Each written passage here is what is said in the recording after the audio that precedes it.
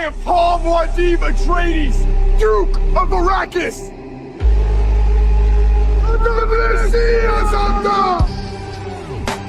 She ride big like a carnival.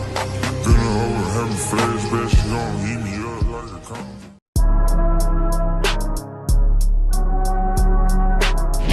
Welcome back to Cinema Corner. I'm Blake, and I'm here with my co-hosts, Josh and Alex. And today we are finally reviewing Dune Part 2.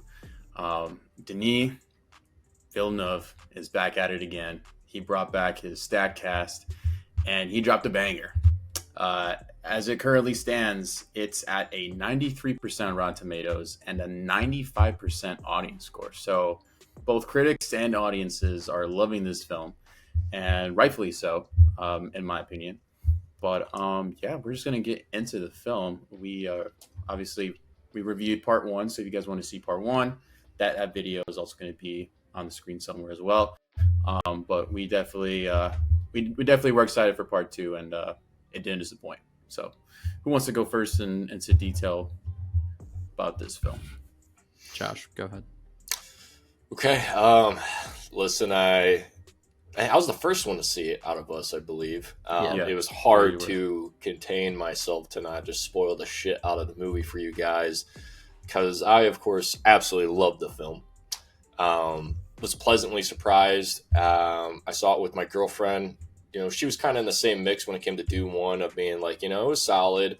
And it was fun watching it with someone and seeing her reactions even when we both realized, like, holy shit, you know, the Danny DeVito meme, I get it now. When you're watching, there's just so many scenes where, like, my God, dude, I get why people were hyping this film up. It lives up to the hype. It was worth the long-ass wait to finally even watch the first one, to even enjoy this film. It's phenomenal. And again, another time where a stacked cast holds up on their own, and it's not distracting that you see so many just, you know, I mean, legendary actors in this movie. So I guess, you know what, you know, before we just keep hyping up, I'll say I'll name probably the only downside I had to this movie. And it was who they casted as the Emperor, because I just couldn't get past the fact that it's funny as shit that it is Christopher Walken. Like, he just appears, and you're like, okay, I guess he's the Emperor. He doesn't do a bad job, you know, and I guess he kind of fits it. But it's just too, like, memey to get past it for me. That was the only, miss of the movie that kind of hurt it, was Christopher Walken is the Emperor. So I don't know how, I don't know if you guys felt the same way, where he just fucking appears. It's like, oh, okay. Yeah. I will say for me, another one was just the random Anya Taylor-Joy is the daughter. Oh, just random, or his sister, the daughter. You know, I thought that was very random. Like, when that happened, like, me and Emily both just kind of looked at each other when that popped up on screen, and then looked back. We're like, is that Furiosa?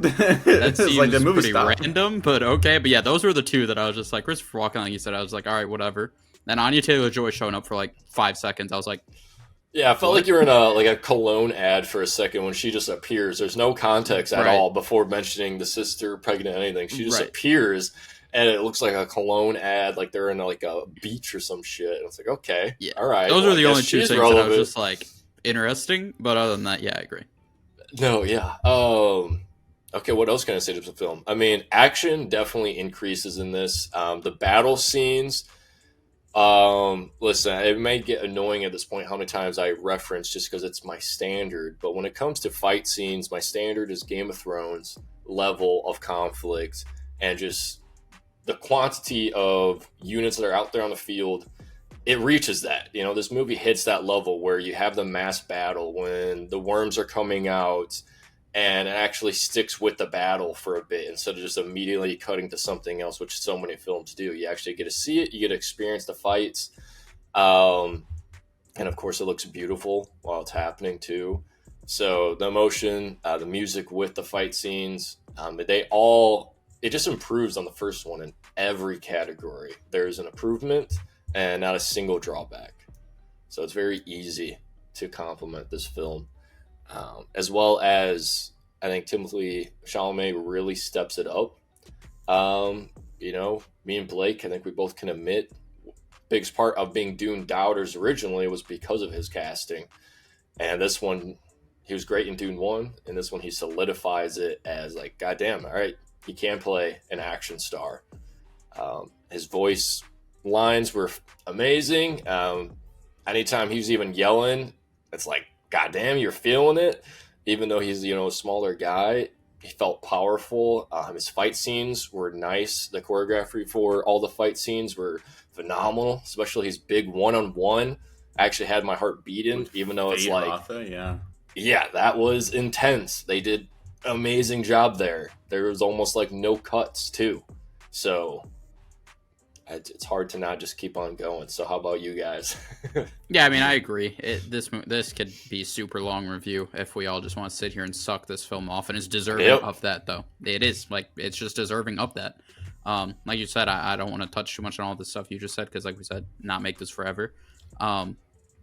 Once again, I think Denis, just the way he makes things look is just like, it is meant for a huge screen, and it is just like a spectacle to look at, let alone enjoy like the plot and everything a part of it. Just the look, like Arrakis, just every time you're on that planet, I just love the look of it, how everything is shot, like the colors used, just the framing of stuff of where characters are, like it just looks amazing.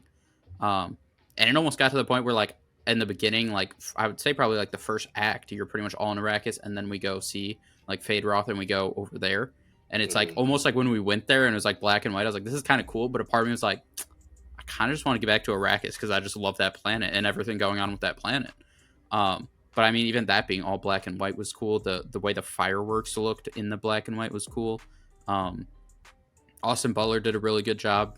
Definitely could sense a little Elvis in him every now and then with some of his lines, but for the most part, it was solid. But yeah, I mean, like you said, it's tough not just talk about this movie forever. It improves on everything in the first one, like you said. There's just, I really liked in that end fight, like you were talking about, how they cut the music. Like, I thought the score was phenomenal. Obviously, Hans Zimmer's doing it, so you kind of expect the score is just going to be amazing. But I liked how there was no music in the end fight scene. Like, it just went just right, pure like punches. Just them like, fighting, like grunting, everything. like that kind of thing. Like, it added to the intensity, like you were saying. Like, it just made it feel like more intense, having nothing in the background. And the choreography of that fight was amazing. Just the two of them definitely put time in to get that to work. You know, if there's stunt people, like it almost feel like the history of the clans were fighting. Right then and then, even though technically, he also announced they're cousins, but yeah, it was extremely well done. Like you said, I mean, could talk about this movie for a long time. Very, very, very much enjoyed this, and yeah, hope if they do a trilogy to end it, just because of how amazing this series has been.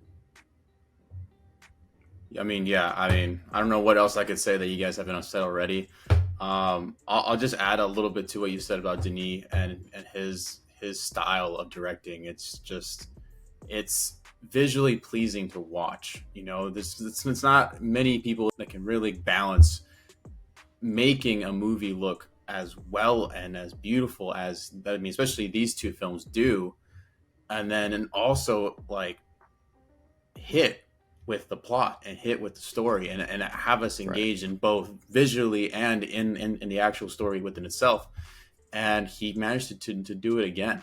And obviously, like Josh said, he improved in all aspects on the second one. And as being one of the ones that saw the first one when it first came out, the 3-year gap between the first and the second, you can tell that they just took their time with it. And he actually built it out, and from what I've heard, he wants to do the same thing with part 3, and I'm totally fine with that. If he needs another 2-3 years to do it, and he delivers something like this again, so be it. I'd rather have it be 2 or 3 year gap, and not have another Dune movie than have it be rushed and not live up to the standard of part 2 or even part 1. So, yeah, I mean, he killed it, and I mean, Denis, he's been on a roll, and I'm excited for not only for Dune but for other projects that he does, because he definitely hits more often than he misses. I can't honestly say he's missed on a movie yet that I've watched of his. So, I guess one of the things that I did want to mention was the fact that do you guys remember in Dune Part 1 when Paul was having the visions of things that would happen later on in the movie, but they don't exactly play out the same way? One of those things occurred in this one where he was on the battlefield. He had almost an exact same shot for shot movement, but instead of it being him, it was Zendaya's character Chani who was the one doing like the actual fighting. And in that same vision, Chani in the first one, she was the one holding the knife, and in this one is actually him. So he sees things before they happen, but they just don't happen the same way that he envisions them sometimes. And that kind of that's very intriguing, and about how Denis is like showing us without like, saying like, yeah, this is gonna happen eventually, but plot twist is actually not exactly the way that I showed you it the first time. There's also a scene with Stilgar that I think was a vision in the first one. Yeah. I'm pretty sure I remember, like, there was just a video, like, there was just one with, like, the rocks in the background, the way he was standing, that, like, when I saw it in theaters, I was like, I kind of feel like we saw that in the first one, like, a vision of Stilgar looking like that in the first one. But I'm not for sure, but I think there was another one. Yeah, there's just certain little things like that he planted in Part 1 and even early on in Part 2 that just play out a little bit differently, and I caught onto those. I was like, all right, that was cool. That was cool, Denis. But I don't know. I mean, in terms of a review, do you guys want to give your reviews first, or? Yeah, I guess let's just keep talking about the film first. There's so much to talk about. I think another thing to add is what I love about Denis is his attention to detail and using visuals to continue to tell a complex story. So you're just talking about the visuals, how he'll reference them from Dune 1. And there was just so many times where I love that aspect of it rewards the watcher for paying attention to every part of his movies. And he's done that with every film he's released. And he's especially just having fun with Dune. Just seeing the visuals, some of them come true, and you kind of just recall that, and you think that's fun. But I think one character that was fucking shining in this film was Lady Jessica. She was awesome, powerful. I also loved kind of just that background of learning about the fact that she was a part of basically, the cult spreading the lies of who is the chosen one. Yeah. Yep. And so that was cool. As well as then just seeing Paul kind of just take full advantage of it when he said, no motherfucker can challenge me, knowing he would rile up everybody and then say, hey man, no, I literally know everything about you. And then I love the fact that, like Chani was hesitant, as well as Josh Brolin's character, and his name's Gurney. Yeah. I love the fact that those two were kind of hanging together when he like kind of grabbed her down and said like, hey, chill, like what the fuck are you doing? Recognize your environment you're in, because he's still not comfortable with the Fremen. But then Paul knew exactly how to pull the final man that is not with him by pulling the fact of his house ring and putting it on, knowing that he would instantly gain the final man's loyalty, and knowing that the only person that's possibly against him is just Chani, and that he's so delusionally in love with her that that's not a big deal. He'll win her over anyways. Especially then we see later again when he just fucking proposes, to the princess right after saying, I'm always yours. And then just immediately does a heartless action to the person that he was in love with, saying that he would never change. And we're kind of seeing now this twist of fate before us of, is this person basically, is Paul still the Paul we knew from Dune 1? Or is he turning into kind of like the space Hitler that we fear of what the visions that he's seeing? Is he possible of basically just committing mass genocide? And so we'll find out. And that's why I think Dune 3 has to happen. Especially the fact that this Dune 2 wasn't even that big of a budget for a blockbuster film like this. I think it already broke 500 million. Dude, it's like in the 800 millions. So it's going fucking... I think so. At least it was on easy pace to it, I know. Yeah, I thought I saw something that just recently passed 500. I didn't think it was that high already. Yeah, I just know that it's doing phenomenal. Surprisingly, though, Kung Fu Panda 4 was doing some numbers with it, which that's nuts. But That is crazy to think about. But I mean, like you said, I definitely expect that they have to give this a third one if all the actors and everybody's willing to come back and take more time away. Because like you said, this is such a stacked cast that, you know, if this movie continues to do how it does box office, those prices are going to go up for all of them to return when you have that many high, big name characters. But yeah, I like you said, I mean, just the whole thing with Lady Jessica and even her talking like with the baby the whole time was interesting to kind of see that whole, and like the conversation that they had, the three of them, like Paul talking to Jessica and the baby as well, of him being like, oh, your sister says this, and like they're arguing when she's not even born yet, was insane. So I mean, this movie was just, I think there's a chance that there's something, I thought I saw that Denis did not have a very good relationship with Warner Brothers during this, that something happened. I don't remember what it was, but I thought I saw something that some people said there's a chance if the third one happens, he wouldn't return because something happened between him and Warner Brothers. I'm not for sure though. I mean, that sounds like probably just a fake rumor of the fact that I hope so. It seems like something successful like this didn't happen. I mean, Warner Brothers is loyal to directors that get fans to write for them, so that's true. There's no way a third one doesn't happen for him. But yeah, like you said, that speech I thought was definitely a defining moment for me to be like, yeah, Timothée Chalamet has that dog in him. That was just phenomenal. And then also him silencing the sister was, or you know, the mother actually. Too. Yeah. Well, was she the mother still, or had Lady Jessica had it at that point? No, it's her still. She's the Bene Gesserit, like the main. No, because she referred to Lady Jessica as a Reverend Mother. I think it's because it was Lady Jessica is making the power move for that, so it was kind of like them beefing with each other, saying "I see you." Yeah, because she made a power move of forcing Paul ahead. Right. Yeah, and basically kind of taking over where they've been setting up for with Dune. Yeah, which I love that. I hope we keep. I love the fact that they kind of dig more into kind of just the background with the Emperor and the Empress, the Princess. Dealing with them and seeing kind of the other side of the world, basically the other side of the universe when it comes to Dune. I thought that was fun. I think they're definitely also going to dig more into that in the third Dune. So, real quick, also kind of sticking along with like the mystical powers of like the Bene Gesserit and everything like that. The sound design on the voices when they use the voice, both Lady Jessica and Paul. Dude, that shit hit in the theater, and it just made like that silence in that moment before the fight just hit that much harder.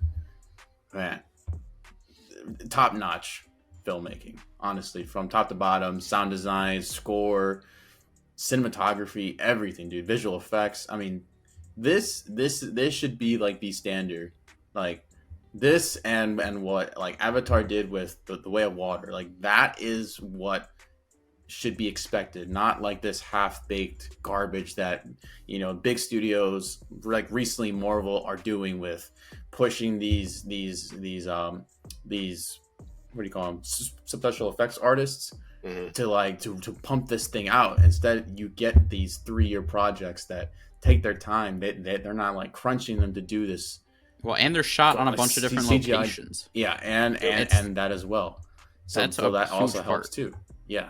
Is not just everybody go to Atlanta and sit in a big blue, huge green bubble, and just be like, "Yep, here we go. This is how we film a movie." Like they shot on like I think 5 or 6 different locations for this. I think they went and he's really good with using also minimal green screen with real scenery around it. You should look. I love looking at the behind the scenes for like Blade Runner 2049 and what he did with those scenes. It was just so cool and unique of just seeing like sometimes it would just be barely a rectangle of a green screen of one of his best shots, and it's like what? So it's very fun. He's unique with it when it comes to getting those nice shots for just on a low budget. Yeah, I can definitely see why Christopher Nolan was hyping it up himself. Like I remember seeing that little video going around the internet for a while where it was like Christopher Nolan was telling me, this movie. It's Christopher Nolan approved, and I can definitely see why. There's definitely comparisons to the style of filmmaking. He doesn't like to use a lot of special effects, CGI, if you will. And Denis, he uses it, but he uses it very cleverly. And obviously, they shot on location, like Jordan. I know Jordan's a big area where they go to get these Budapest. to get these big desert shots. And it definitely paid off for sure. Yeah, while we're talking about Christopher Nolan's stamp of approval, as he is, up there as one of the best directors, he called Godzilla Minus One a tremendous success. So if you have not seen Godzilla Minus One, check that movie out. God. I will always find a way to plug Godzilla Minus One, as that movie is phenomenal as well. That's fair. Christopher Nolan said it. It's got to be true. Got to be true. All right, I got one final sucking this movie off statement to make, or thing I like about it, especially when it comes to the first two here, is not at one point did I think any character had plot armor to them. I thought every action scene was understandable. It made sense how the Fremen were making such a big impact with a small amount of units. Every action scene was clearly planned out and thought about when it comes to which characters should get hit, which characters should not make it through, which character is allowed to get shot and killed in this scene. I also love just the progression of Paul. Not at once did it feel like it was happening too fast of how powerful he was getting, or was it too slow how powerful he was getting. All of his progression was perfectly shown of saying, yes, I get why this character is so powerful, and it did that without needing any background explanation to work for it. It's not like some movies where it's like, hey, this character now magically is an assassin only after a small training montage. They did a great job with every character, I felt like, of just explaining how powerful they are and showing it. And I really didn't feel like any character had plot armor. Plus, it helps that in part one, and he does mention it too, like how does he know how to fight already? Like, yep. He only improved his fighting, but that's because he was trained by Gurney and by Duncan, his two personal trainers, who taught him how to fight. So I was like, okay. And we're even talking about it as like they are some of the best fighters like themselves. Like, it makes sense that he is, because like even who was it, whatever their faces are, Cigaries, whatever the fuck those dudes' name were. Yeah. Those like demon fighter dudes who were all like putting blood on their forehead and stuff, like it was mentioned how like, well, you outnumber the House of Atreides, like you should be fine. And they're like, well, they're trained by Gurney and Duncan Idaho. So it was like that even helped like further that like Paul has the best training ever. Yeah. I mean, it's just, again, if there's ever a movie that deserved to be as hyped as it was, because I remember seeing these TikTokers like placing like best sequels of all time, and I'm like, dude, is it really, or are people really just like overhyping it? Are they gonna ruin it for me because they're like setting it up as like this best sequel of all time? And maybe it might not be the best sequel of all time, but it's definitely up there, and it definitely delivered for sure. So in terms of ratings, who wants to go first? I'm kind of curious to hear Josh's first, because he is the first one to watch it. So yeah, I mean, this movie broke my top three immediately. And top three meaning it got the third spot of all time. And I gave it it's like a 9.7 out of 10. Just phenomenal. Listen, I could just keep going about this film. Easy lock for me. Only thing that tops it, obviously, by his own director, is Blade Runner 2049 and Everything Everywhere All at Once. So. Okay, cool. After watching it, I felt confident saying this is easily a 9.4. At the bare minimum, 9.4. If I get a chance to rewatch it soon, I mean, that shit might go up again if it holds up upon rewatch. So, but as of right now, 9.4. Yeah, I gave it a 9.5. I think this is one of the best movies I've seen. And definitely in terms of best sequel, I absolutely believe this is the best sequel, because like I said, it's one of the best movies I've seen, so no other sequel can compare. So yeah, obviously we all three really like this. This could be a lot longer just talking about this movie.